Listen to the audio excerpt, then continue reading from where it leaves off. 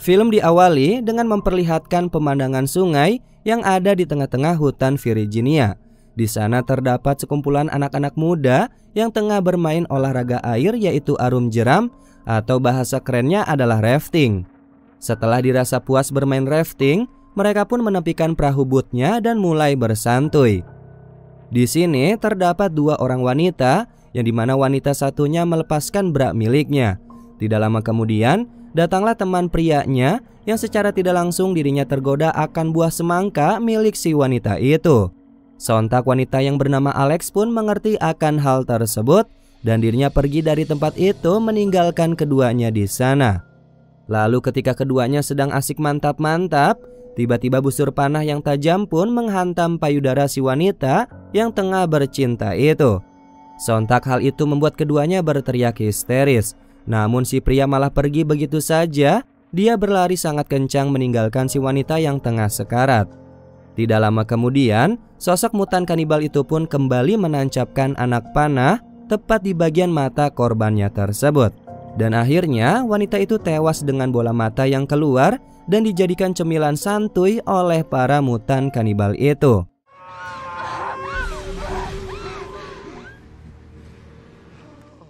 Sementara itu Alex yang melihat kejadian tersebut hanya bisa bersembunyi dengan rasa ketakutan. Tidak jauh dari sana, teman pria yang satunya lagi baru saja tiba di tempat itu dengan membawa beberapa kayu. Melihat pria itu, mutan kanibal pun berlari mengejarnya. Sampai akhirnya dia berhasil mendapatkan pria tersebut. Dan tidak mau membuang waktu, langsung saja si mutan kanibal menghabisi pria itu menggunakan tombak sampai tewas di tangannya.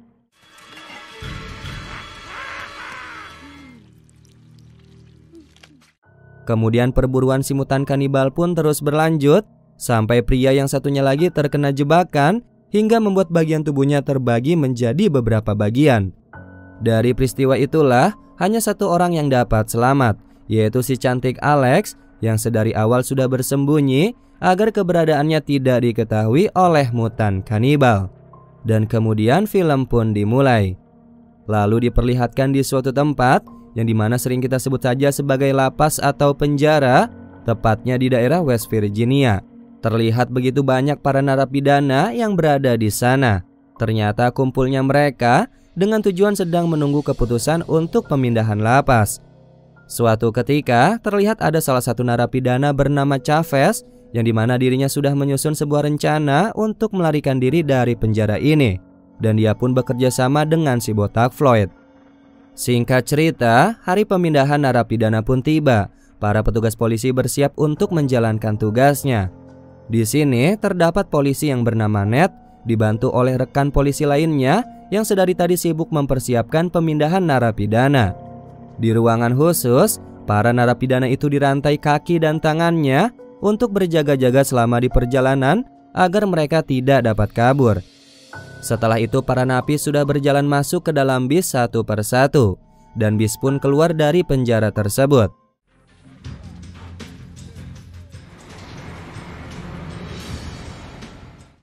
Singkat cerita, pada malam hari mereka tiba di tempat pemberhentian pertama, yaitu di kantor polisi.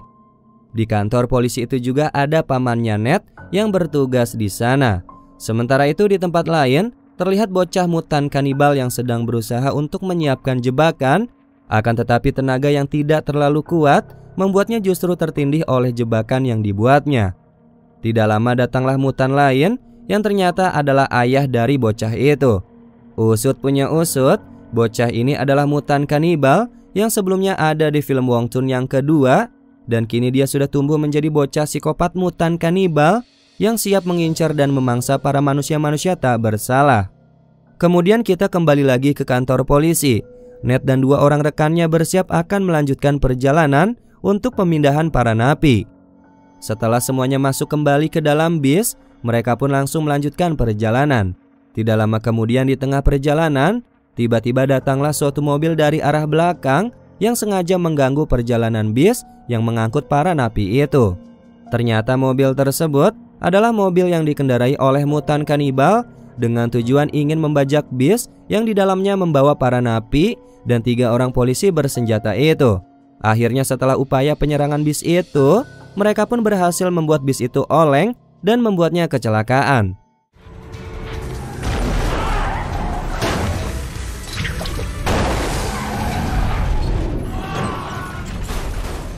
Para napi dan polisi mengalami kecelakaan, akan tetapi mereka semua masih bisa selamat dari kecelakaan itu.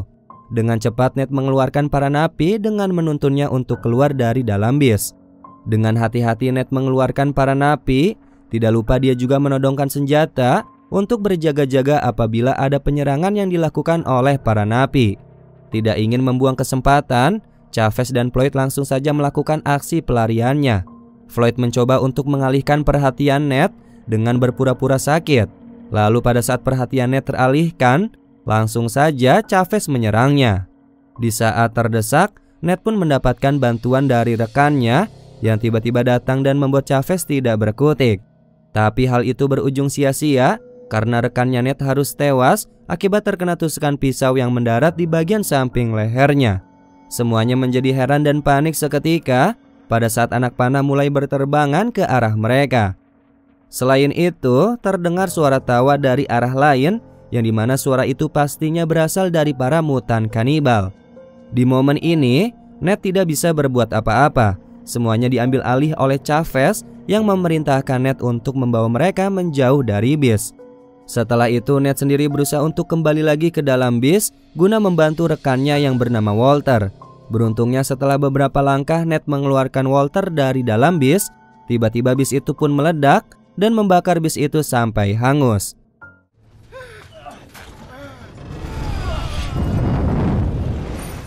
Tidak lama kemudian Chavez dan yang lainnya menghampiri Ned dan langsung membawa kunci yang dimintanya untuk membuka rantai. Tidak ingin membuang waktu, Chavez pun menjadikan Ned sebagai pemandu jalan agar mereka bisa keluar dari dalam hutan ini. Sesuai arahan jalan dari Ned sebagai pemandu, mereka pun dibawa olehnya untuk menuju menara yang dirasa bisa membantu mereka keluar dari dalam hutan. Tiba-tiba di pertengahan jalan, mereka dikejutkan dengan suatu pergerakan aneh yang ternyata itu berasal dari Alex yang bersembunyi. Karena ketakutan, Alex pun langsung melompat ke arah Ned dan mencoba untuk memukul tubuhnya yang dia pikir bahwa Ned adalah mutan kanibal. Setelah Ned berhasil menenangkan Alex pun menjelaskan kronologi yang sudah menimpa dirinya dan teman-temannya yang telah tewas sebelumnya. Alex berkata bahwa di dalam hutan ini terdapat mutan kanibal yang menjadikan manusia sebagai mangsanya untuk dikonsumsi. Mendengar hal itu, para napi menganggapnya tidak terlalu serius. Dan setelah itu, Alex tidak dibiarkan untuk pergi dari rombongan mereka oleh Chavez karena Chavez sendiri ingin menjadikan Alex sebagai petunjuk arah bagi mereka.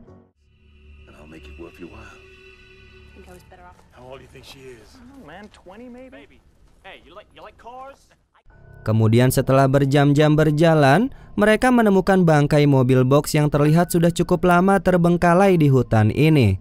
Dengan hati-hati mereka mencoba untuk membuka mobil box itu, yang ternyata di dalamnya terdapat tumpukan uang, dan betapa bahagianya para napi, terutama si Chavez, si ketua para narapidana itu. Akhirnya karena perebutan setumpuk uang, membuat para napi menjadi cekcok dan berkelahi. Untuk melerai perkelahian para napi, Chavez pun menembakkan senjata ke atas langit, dan benar saja kerusuhan itu berhenti seketika.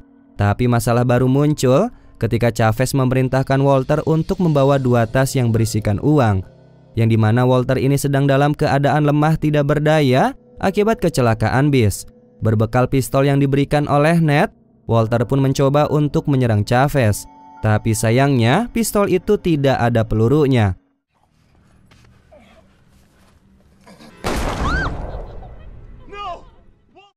Melihat hal itu, Ned sempat bereaksi, ya walaupun dirinya tidak bisa berbuat apa-apa. Setelah kejadian tersebut, mereka pun melanjutkan perjalanan. Tapi tiba-tiba di perjalanan, mereka dikejutkan oleh mutan kanibal dengan perangkapnya, yang dimana kali ini mereka berhasil lolos dari perangkap mutan kanibal itu. Keadaan pun justru berbalik, yang dimana bocah kanibal yang hanya sendirian itu bisa dikalahkan oleh Chavez dan para napi lainnya dengan memenggal kepala si bocah itu dan kemudian menancapkannya ke tanah sebagai bentuk peringatan. Alex yang melihatnya merasa bahwa hal itu akan semakin membuat para mutan kanibal lainnya menjadi sangat marah. Yang dimana kita ketahui bahwa di dalam hutan ini tidak hanya ada satu kanibal saja, melainkan ada kanibal lainnya yang telah membantai teman-temannya Alex sebelumnya. Setelah itu pada saat mereka sampai di tepi sungai, dengan beraninya Ned malah mengempeskan perahu karet hingga tidak bisa digunakan lagi. Alhasil tindakannya Ned membuat Chavez marah dan langsung memukulinya habis-habisan. Sampai Chavez pun berhenti memukuli Ned karena dirinya menyadari bahwa Ned masih berguna untuk membawanya keluar dari dalam hutan ini. Dan kemudian mereka pun melanjutkan perjalanannya. Tidak jauh dari tempat mereka berada, terdengar suara teriakan para mutan kanibal yang menangis melihat anaknya telah tewas dengan kepalanya terpenggal.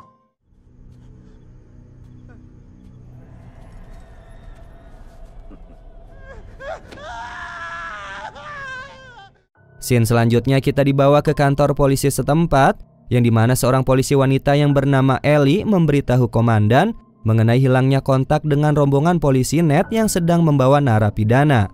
Sontak hal itu membuat mereka menjadi khawatir dan mencoba untuk mencari tahu dengan terjun langsung ke lapangan.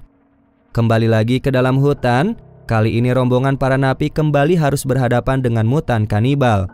Dalam perjalanannya kali ini, mereka harus kehilangan satu anggota napi yang tewas karena terkena jebakan.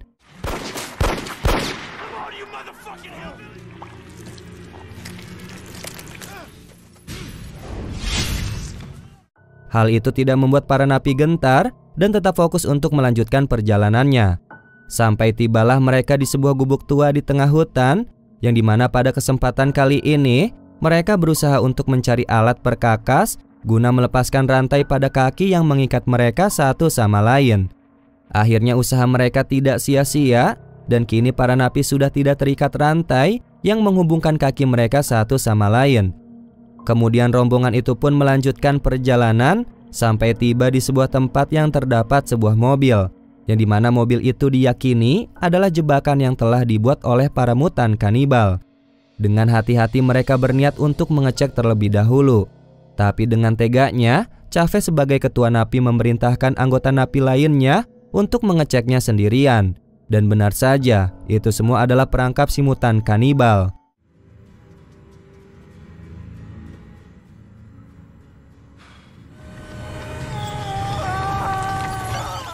Para napi yang melihat hal itu tidak berusaha membantu dan mereka hanya menembakkan beberapa peluru saja, dikarenakan mereka juga tidak mau menjadi korban. Selanjutnya bisa kita lihat bahwa sampai detik ini tersisa 5 orang saja yang melanjutkan perjalanan. Tapi di momen ini terjadi pertikaian antara Chavez dengan Floyd. Kedua napi itu bersitegang memperebutkan uang yang sebelumnya mereka temukan. Dan momen itu dimanfaatkan oleh Ned untuk kabur bersama dengan Alex.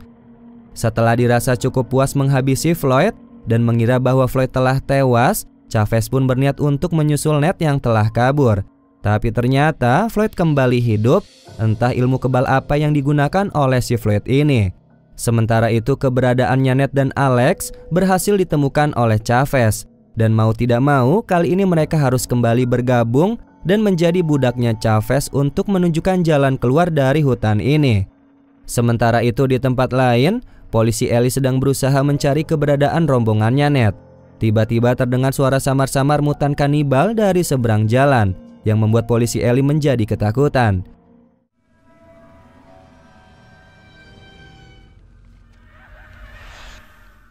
Dan scene pun langsung berganti ke suatu jalan yang dimana komandan polisi berada.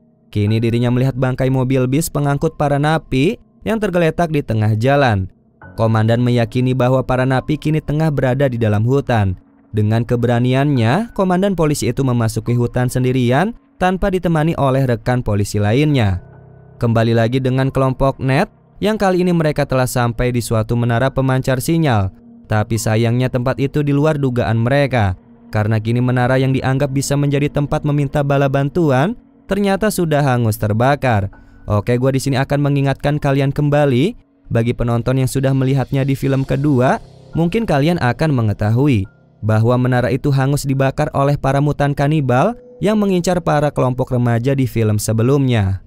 Oke lanjut, Pada saat semuanya berkumpul di menara itu, tiba-tiba komandan polisi pun datang bersama dengan anjing pelacak, yang dengan seketika keadaan pun berbalik. Kini kedua napi yang tersisa berhasil dilumpuhkan oleh komandan dan juga Ned. Tapi hal itu tidak berlangsung lama karena komandan harus tewas diserang oleh mutan kanibal yang sedari awal sudah berada di atas pohon.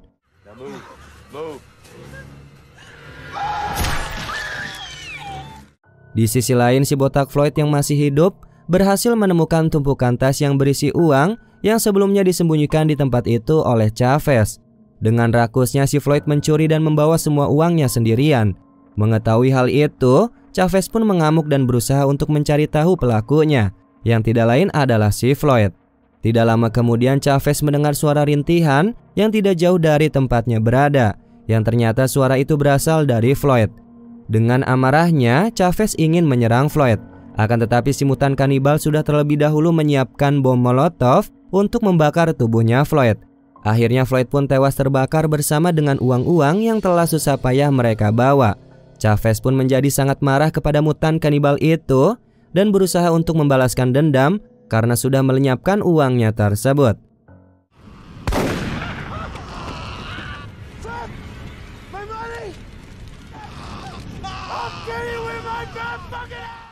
Kemudian di scene selanjutnya, mereka berusaha untuk memburu si mutan kanibal yang dengan sengaja Chavez menjadikan Alex sebagai umpan untuk memancing si mutan kanibal itu.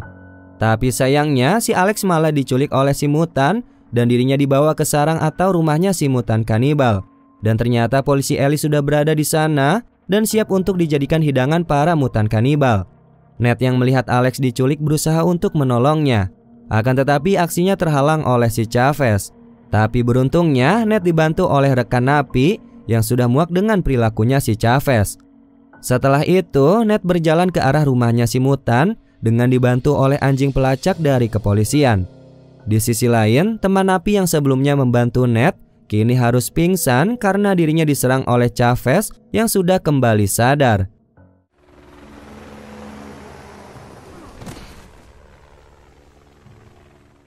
Setelah itu kita bisa melihat bahwa Chavez berhasil bertemu dengan si mutan kanibal yang dimana kali ini Chavez mengajaknya untuk duel one by one.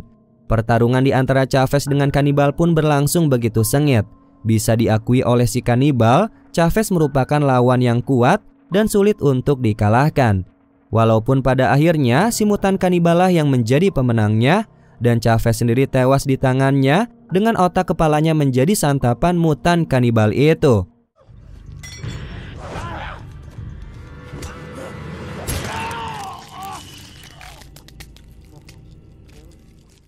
Sementara itu di rumahnya si mutan kanibal, terlihat Ned berhasil masuk ke dalam dan tidak lama dirinya menemukan keberadaannya Alex.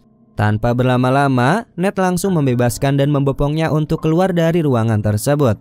Akan tetapi anehnya, si mutan kanibal sudah kembali ke rumahnya dengan sangat cepat. Padahal yang kita tahu sebelumnya, dia masih menikmati tubuhnya si Chavez. Dengan tiba-tiba, si mutan kanibal itu langsung menyerang Ned dan pertempuran di antara mereka pun terjadi.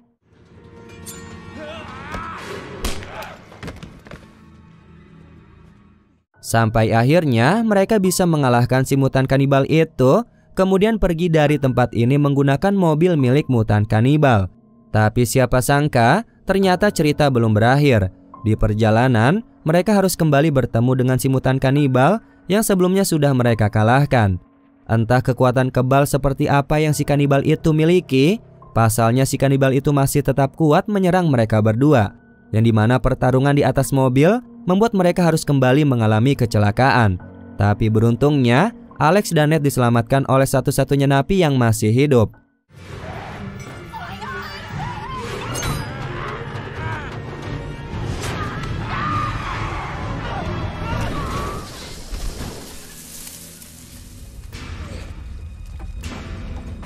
Tiba-tiba di akhir penyelamatannya, si mutan kanibal kembali muncul dan langsung menyerang Ned. Tetapi kali ini Ned benar-benar menghabisi mutan kanibal sampai si mutan kanibal itu tewas di tangannya.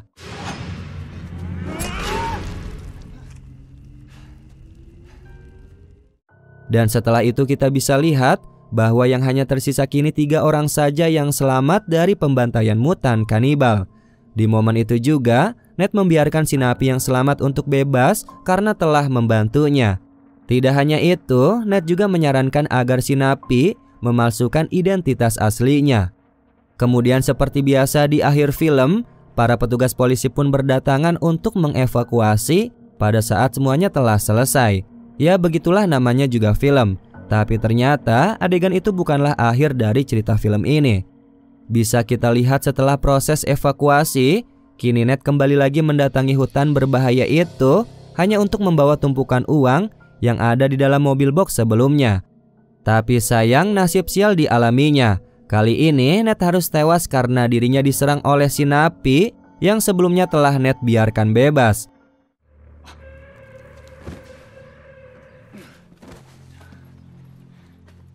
Tapi tidak sampai di situ, plot twistnya adalah si napi juga tewas karena diserang oleh orang misterius yang membawa perkakas dengan berlumuran darah.